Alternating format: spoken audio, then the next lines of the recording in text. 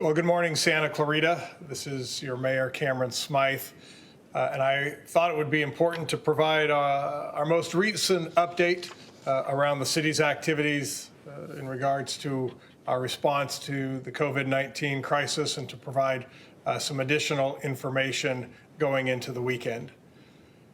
First and foremost, I imagine most of you have heard that on Monday, the city was notified that one of our bus drivers, who is a contracted employee with MV Transportation, was not only diagnosed with the COVID-19, but actually had passed away over the weekend. This is a very sobering loss and a tragic event because it reminds you of these first line employees, whether it be bus drivers, grocery workers, others who are just doing their job every day and still are putting themselves at risk. And so certainly the city is feeling this loss and can't imagine what his family is going through, and knowing that this driver spent their time taking care of our residents, driving you to and from work and making sure you got home safely. And so I know that we as a city mourn the loss of the driver. We also were notified that two other drivers had contracted the virus and were subsequently put into quarantine. Moving forward, all drivers that have been identified as coming into contact with the three drivers that have been diagnosed have all been removed from their routes and are currently in quarantine to ensure their safety and the additional safety of their passengers. All city drivers, bus drivers, are equipped with PPE, whether it be gloves or masks, and MV Transportation is proceeding with an additional cleaning and aggressive cleaning protocols within our city buses. Now, I know some of the questions have been raised about whether or not and why our buses are operating. Public transportation is still a key part of essential employees getting to and from their work. It's also critical for residents who are using our transportation locally to be able to access their services, whether it be medical appointments or grocery shopping. And so it's important that we maintain a level of service in our public transportation. But again, please know that the drivers have been equipped with PPE and the buses are undergoing an aggressive, regular cleaning protocol. I do encourage you to continue to check daily the routes. We are seeing reductions. Some are being routes are being canceled altogether because we are, as we have fewer of our regular drivers available due to the quarantine, finding replacement drivers sometimes will be not as consistent. So again, if you are utilizing our Santa Clarita Transit, please take the time to double check the routes to make sure that they are operating under a normal schedule because that is going to continue to fluctuate. I also wanted to update the community that Tuesday night, the City Council voted unanimously to initiate a rent protection ordinance. This applies to both residential and commercial properties. This will run until May 31st. And if you are experiencing financial hardship as a result of being put out of work because of mandates by the government in response to COVID-19, you have 7 days to notify your landlord and alerting them that you are unable to pay due to the results of the coronavirus. But please know this is a temporary hold on evictions. It is not a rent holiday. This is not a rent forgiveness. The expectation is once the order is lifted, that rents will be paid and restored. There is a 6-month payback program in the ordinance. We certainly understand that it's unreasonable to expect that if the ordinance expires on May 31st, that everyone is able to pay double or triple rent on June 1st. So there is a 6-month payback period that can be worked out between landlord and tenant. And again, but we do encourage, if you can pay your rent, and you are an essential, you've been designated as an essential service, please continue to do so. It's important that we keep the economy up and running to the best of our abilities at this time. Speaking of that, as you may have seen as well, unemployment numbers throughout the nation have reached record levels. At least unemployment claims have reached high, some of the highest levels that we have seen in decades. For the first time, claims, they were up 3,000% over the last week. A record 6.6 million Americans have filed for unemployment for the week ending of March 28th. And so if you are laid off or you need assistance to file for unemployment, I realize that that is a new circumstance for many people, and it can be somewhat daunting to work it through the filing process. If you visit the state's Employment Development Department website, edd.ca.gov/unemployment, that will help you work your way and navigate the application process. As of yesterday, April 1st, Santa Clarita had reported 58 positive tests throughout the Santa Clarita Valley, with 7 hospitalizations, or maybe actually 9 hospitalizations. Those numbers are continually updated daily, so it's important that again we keep track of that. But I think it's encouraging when you look at Santa Clarita and California as a whole in comparison to the other states. I think all indications are showing that the efforts of the early adoption of the shelter or safer at home policies appear to be working.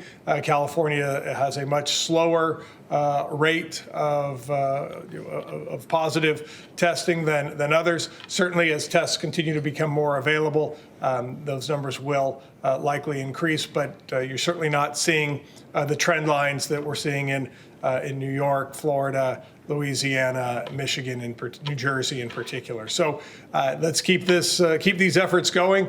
I know it's going to be a rough month, but hopefully, the more aggressively we continue to follow them, the sooner we'll be able to get out. Lastly, the city has announced that we are officially closing the skate park as of today.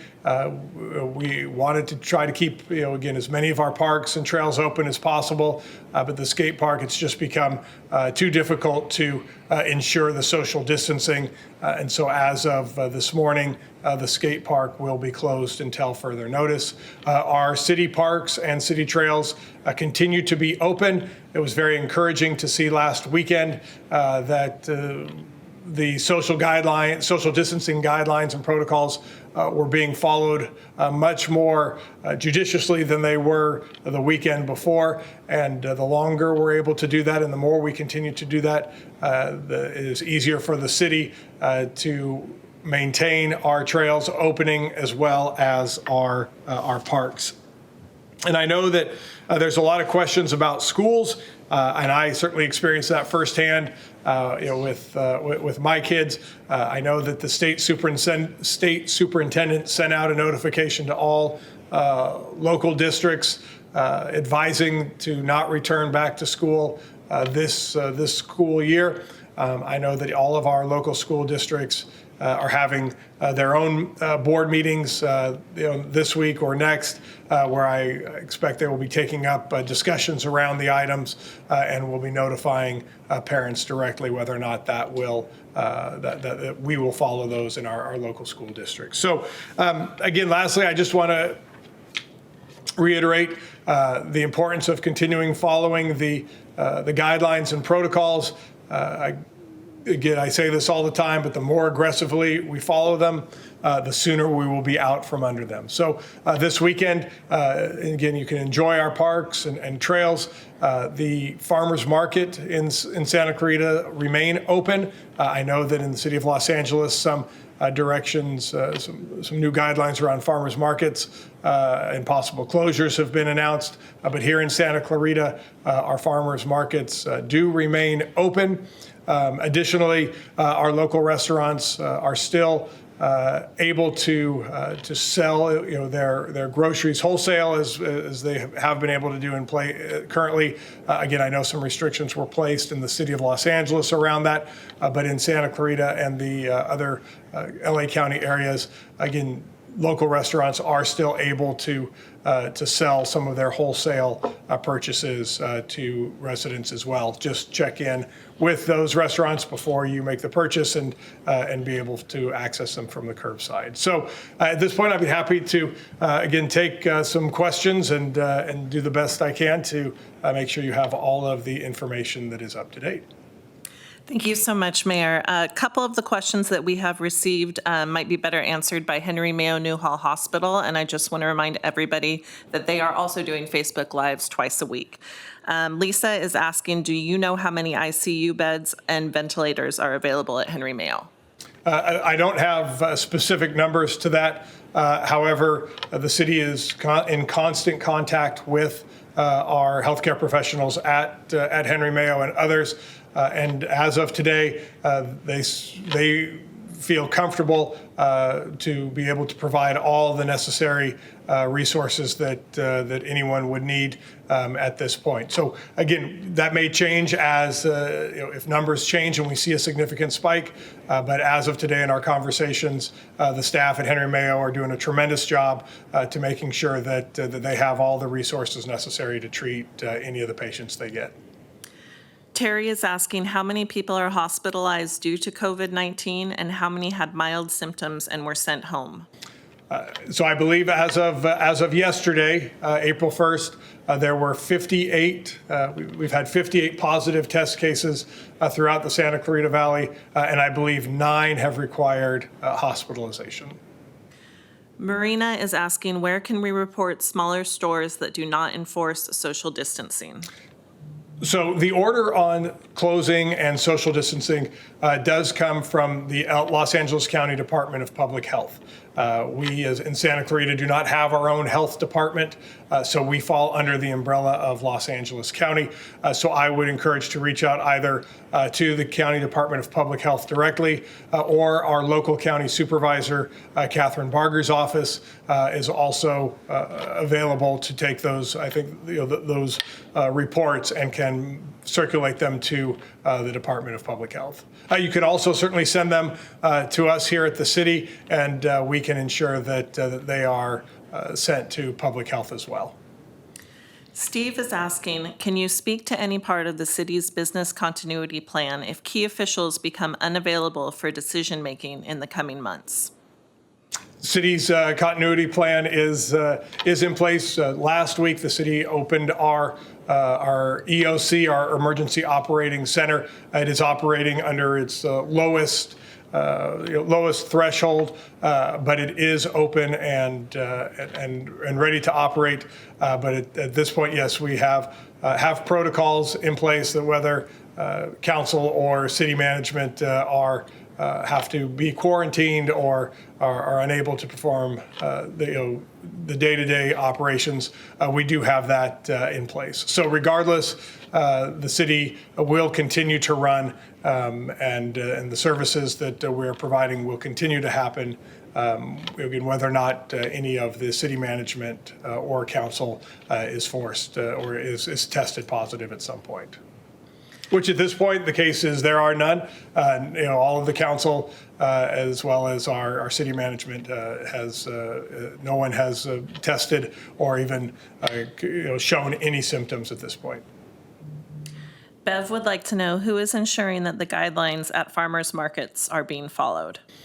Like many of the guidelines at grocery stores and others, it's a lot of up to the individual vendors, the residents. I know from firsthand this weekend, many of the vendors had set up kind of tape marking off 6-foot guidelines, and many people were following that while waiting in line to purchase their goods. So at some point, people have to accept that responsibility for themselves as well. If you want to, we certainly encourage wearing, wearing if you have masks or gloves and you're headed outside to farmers markets or grocery stores, to utilize those, not only for your own protection, but for the protection of others. As the science has shown, many people may have the virus but are asymptomatic, and if you come in contact with others, you could transmit. So I think we encourage that whether you're at the farmers market or your local grocery store, that you utilize and wear PPE if you have it.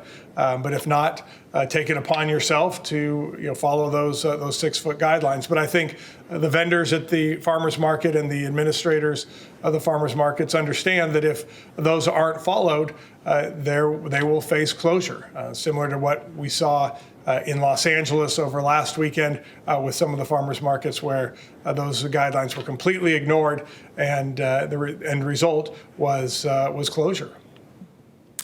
Amy is asking a similar question. What are you doing to enforce protocols at drive-thrus where workers are not wearing gloves or masks? Again, as we've said, just because you are defined as an essential business, it does not excuse the business from following the social guidelines, the social distancing and other protocols. And so whether you are a restaurant or food provider, or you are a regular business, if you will, that has been designated essential, your employees must still be afforded the ability to have social distancing and utilize PPE if they so feel comfortable. But again, it's a health department issue, and so if there are, if you see reports that you want to share, again, you can either contact the city, the health department, or Los Angeles County Supervisor's Office. Sophie is asking, with the federal government extending social distance guidelines to April 30th, is the city planning on following or waiting until LA County comes out with the decision? So currently, the guidelines that are in place for Los Angeles County are more restrictive than the federal social distancing guidelines. So the county has the safer at home protocols that are in place, which are a bit more restrictive. At this point, those are still in place until April 19th. However, I would not be surprised if they are not extended to April 30th to provide some uniformity in compliance with some of the federal guidelines. But ultimately, the federal guidelines supersede local guidelines, although locals can be more restrictive. So even if on April 19th the county decided to lift the order, we would still be under the federal guidelines. But I expect the county will likely extend our safer at home programs through April 30th. I don't have any confirmation of that, but that is I am preparing for that, and we are preparing for that here at City Hall. Sylvia wants to know if you're recommending that we wear cloth masks when in public. I think that is a good idea. It is certainly not mandatory, and I know that the city of Los Angeles has instituted a similar recommendation. Governor Newsom has talked about that for statewide, but you certainly can't mandate it because we don't have 40 million masks in California, whether they be cloth or or otherwise. But I think studies are showing, as the data is coming out, that masks are helpful in preventing the spread. And so if you have them, I think it certainly does not hurt to wear them. But we are not directing it or mandating it. But I think from a recommendation standpoint, I think it does provide an additional layer of protection for yourself and others. Kenneth would like to know if the COC gym is in the plan for extra hospital space. I have not had any discussions with College of the Canyons about that for extra hospital space. Those would be conversations between the college and Henry Mayo. That being said, the city and the community will always come together and do what we need to under these times. And a good example is the city's partnership with Bridge to Home, which operates our community homeless shelter. There was no way that the Bridge to Home's current facilities could continue to operate and providing services to their clients while maintaining the social distancing protocols. So through an agreement with Bridge to Home, we have relocated our shelter operations to the Newhall Community Center. That was something that has been closed, but it is large enough. It has a gym space, has other rooms that we're able to move the clients of Bridge to Home into our community center temporarily.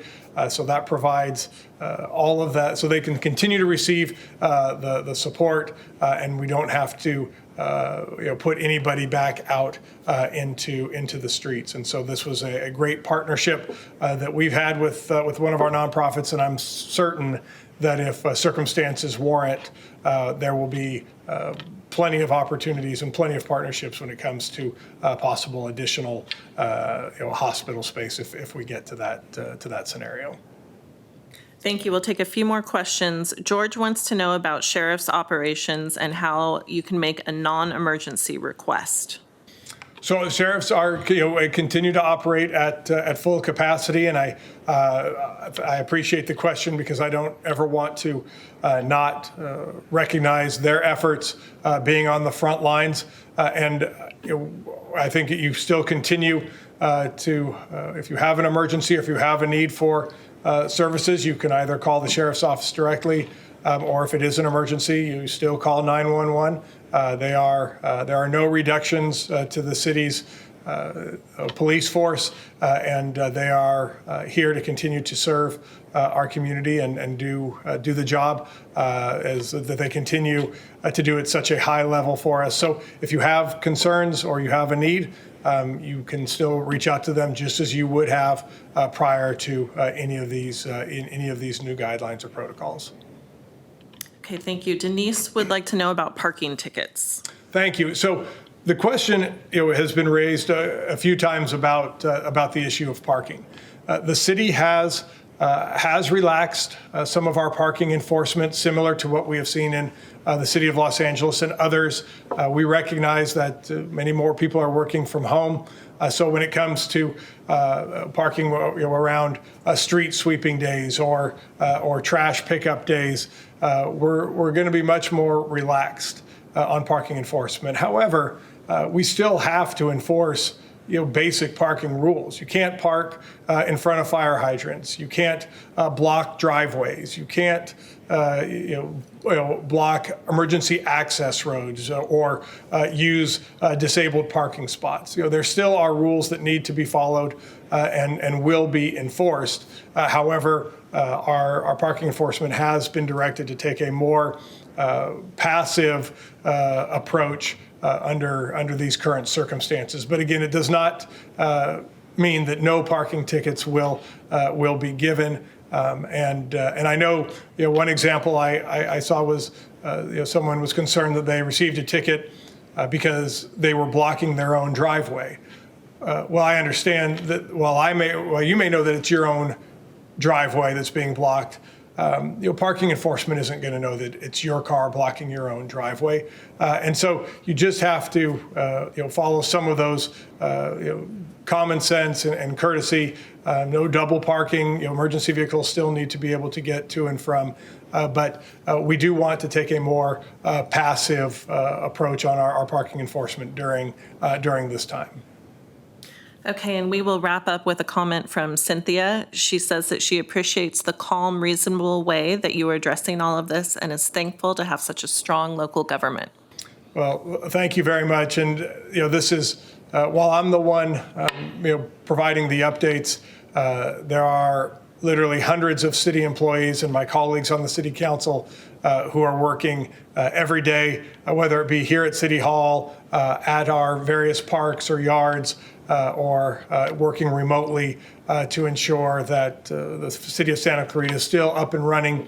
We know that Santa Clarita has set a standard of service that our residents expect, and we continue to share that. And regardless of circumstances, we'll do everything we can to make sure that we continue to provide and operate at that level of service. And so if you have other questions or concerns, City Hall remains open for calls. The facility itself is closed, but if you have questions, 661-259-CITY. You can reach out to myself or any of the individual council members through either our email or various social media platforms.